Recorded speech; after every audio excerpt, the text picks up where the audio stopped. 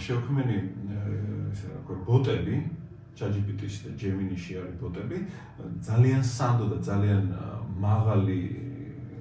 ასე ვთქვათ თეოლოგიის ნიმუშებს ნახავენ ამ ბოტში არის პერსონალიზმი შეიძლება ვქართოთ რომ ბოტების საძიებო სისტემა აქვს ChatGPT-ში არის Gemini-ში საძიებო ამ დროს ვერ ვიპოვეთ მოკლედ რა და არის ძალიან საინტერესო ეს პერსონალიზმის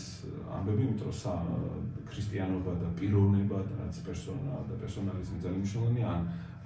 ავტორი არის ესეთი ძალიან სანდო და ძალიან საჭირო ზიზიულას და მაშინ ზუსტად როდესაც ზიზიულასი ესე ქვია ბოტს ზიზიულასი ან ზიზიბოტი. ხო და მაშინ გამიჩნდა ეგეთი ისე რა ქვია რაღაცა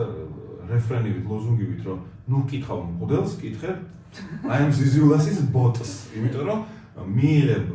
ძალიან მაღალ კვალიფიციურ პასუხს თავაზიანად